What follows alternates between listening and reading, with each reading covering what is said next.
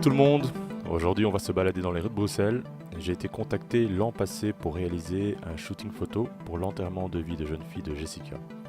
Groupe très soudé et venant de l'extérieur de la ville, toutes les demoiselles d'honneur se sont donné rendez-vous à Bruxelles pour une journée bien remplie de visites de différents lieux à travers la ville. J'ai eu parfois l'impression de faire le guide touristique, mais c'était très sympa. Plus qu'une analyse photo à proprement parler, je voudrais vous expliquer une attitude qu'il faut toujours avoir lors d'un shooting. Cette photo reprend bien mon point de vue, le fait d'avoir toujours à l'esprit de capturer de moments de vie des instants. Au plus une photo a l'air sincère et vraie, au plus elle gagnera en crédibilité et respirera d'authenticité. Et c'est là que j'en viens au point que j'aimerais développer dans cette vidéo. Sur cette photo précisément et sur d'autres, les filles m'avaient demandé de faire comme si elles couraient derrière Jessica pour la rattraper. Elles espéraient juste se placer et mimer une course. Ce sur quoi je leur ai répondu que si elles voulaient avoir l'air de courir, il fallait tout simplement qu'elles courent.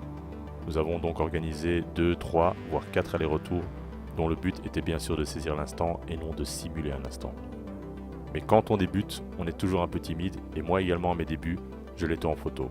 Jusqu'au jour où j'ai constaté que sur une même situation donnée, des photographes pas spécialement plus expérimentés que moi avaient de meilleurs résultats que les miens, et cela simplement par le fait qu'ils avaient osé et pas moi. C'est pourquoi, souvent vous entendrez, et je l'ai d'ailleurs déjà dit à plusieurs reprises, personne n'ira chercher votre photo à votre place. Et cela dans tous les sens du terme. Sur cette photo, nous étions dans un parc où tout le monde nous regardait.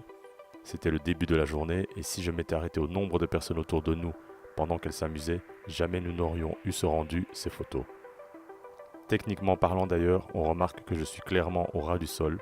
Je suis à plat ventre pour que l'herbe ne soit plus qu'une masse floutée, laissant la place à l'action qui se passe au-dessus. La timidité joue donc clairement sur ma technique. Il faut dépasser ce stade de la timidité, sans quoi votre carrière de photographe n'avancera jamais.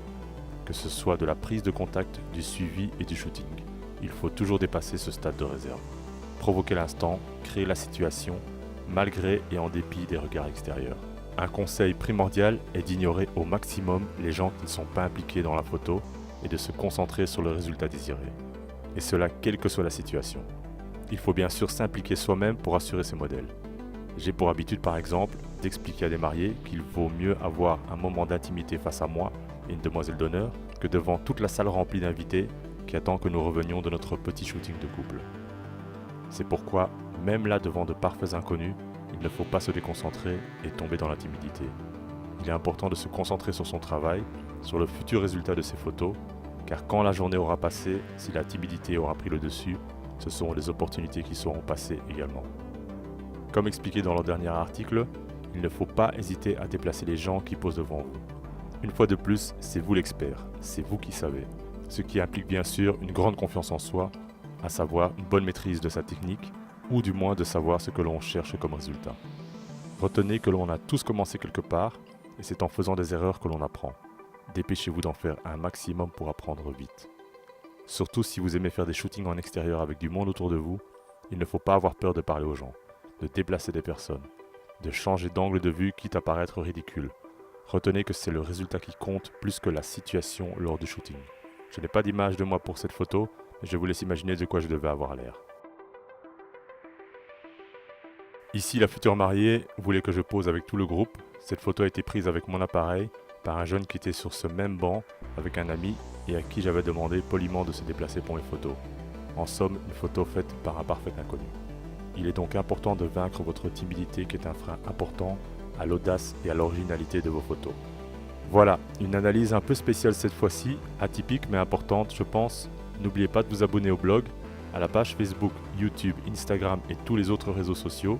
N'hésitez pas non plus à me faire des retours sur des analyses que vous souhaiteriez ou des sujets spécifiques à traiter.